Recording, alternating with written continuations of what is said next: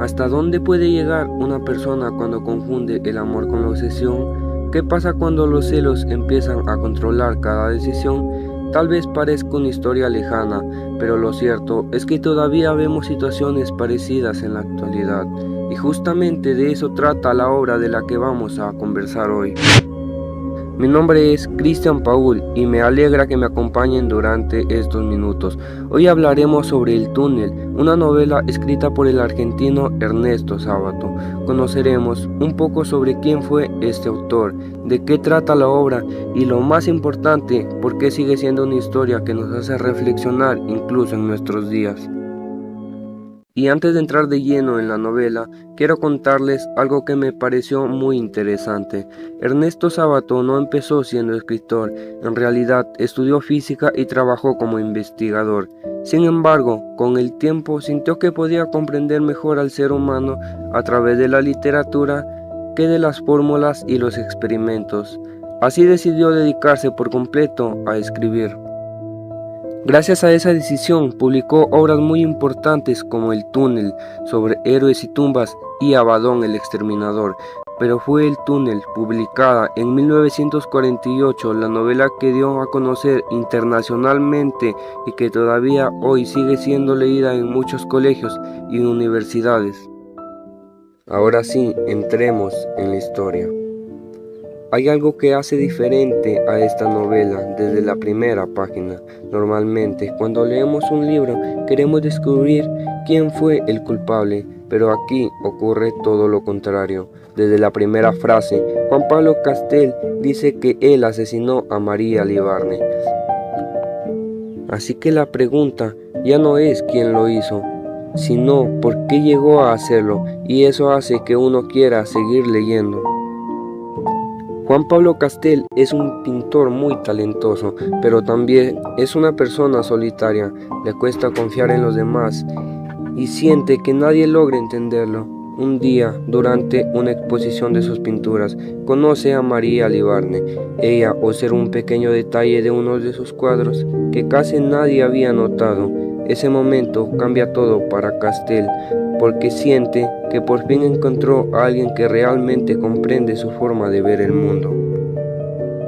Al principio parece que la historia será un romance, pero poco a poco todo cambia.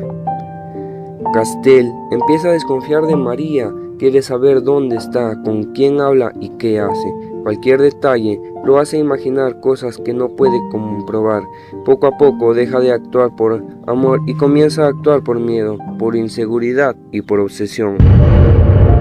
Y aquí viene la parte que más me hizo pensar. Muchas veces creemos que los celos son una demostración de cariño, pero esta novela nos demuestra exactamente lo contrario. Los celos, cuando no se controlan, pueden destruir una relación. Castel deja de escuchar, deja de confiar y termina encerrándose en sus propios pensamientos, como si viviera dentro de un túnel del que ya no puede salir. María intenta comprenderlo, pero llega un momento en que nada de lo que hace es suficiente para tranquilizarlo. Finalmente, Castel pierde por completo el control de sus emociones y asesina a María. Después de eso, cuenta toda la historia intentando explicar cómo llegó hasta ese final tan trágico. Y seguramente muchos se preguntan, ¿por qué Ernesto Sábato escribió una historia tan dura? En mi opinión, no lo hizo para justificar al protagonista, todo lo contrario. Creo que quiso mostrar cómo una persona puede destruir su propia vida cuando deja que la obsesión, la desconfianza y el miedo controlen cada una de sus decisiones. Si lo pensamos bien, esta historia sigue siendo muy actual. Hoy todavía existen personas que creen que amar significa controlar a la otra persona, revisar su celular, impedirle salir con sus amigos o desconfiar de todo lo que hace. Incluso vemos casos en los que una relación termina en violencia porque alguien no acepta un rechazo o una aceptación. Y ahí es donde está la novela. Nos deja una enseñanza muy importante. El amor verdadero no significa controlar, ni perseguir, ni desconfiar constantemente. El amor necesita respeto, comunicación y confianza.